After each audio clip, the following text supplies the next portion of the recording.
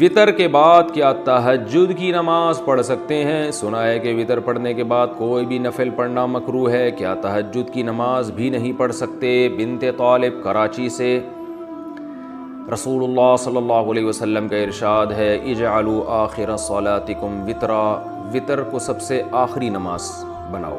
اس بیس پر بہت سے علماء کی رائے ہے کہ وطر سب سے آخر میں پڑھنا چاہیے اور وطر کے بعد کوئی نفل نہیں ہے، اور ہمارے شیخ حضرت مفتی رشید احمد صاحب رحمہ اللہ کا موقف بھی یہی ہے، اور احسن الفتاویٰ میں اس پر بڑا زبردست مدلل رسالہ بھی ہے۔ لیکن ناجائز کوئی بھی نہیں کہتا، یعنی افضل ہے کہ وطر سب سے آخر میں پڑھے جائیں، لیکن وطر اگر کسی نے پہلے پڑھ لی ہے تو اس کے بعد بھی نفل پڑھنا بھی جائز ہے اور نماز پڑھنا بھی جائز ہے، کچھ بھی پڑھ سکتے ہیں، ناجائز نہیں ہے۔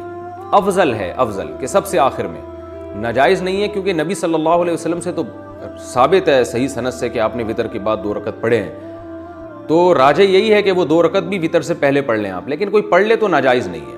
خاص طور پر جس کو یہ امید نہ ہو کہ تہجد میں میری آنکھ کھلے گی، وہ اگر وطر چھوڑ کے سو جائے گا اور رات کو آنکھ نہ کھلی تو وطر قضا ہو جائیں گے، اور وطر کی نماز واجب ہے۔ آپ صلی اللہ علیہ وسلم کی صحیح حدیث ہے اس بارے میں، من لم یوتر ان اللہ زادکم صلاۃ الا وہی الوطر، اللہ نے ایک اور نماز ہمارے لیے بڑھا دی اور وہ وطر ہے۔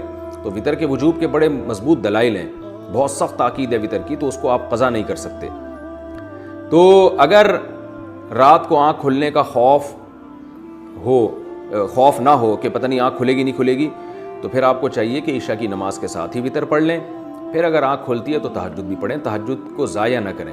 تو بہتر یہی ہے کہ وطر سب سے آخر میں ہو، لیکن پہلے پڑھ لیے تو بھی بلا کراہت، بغیر کسی کراہت کے نماز پڑھنا جائز، اس میں کوئی مکروہ نہیں ہے۔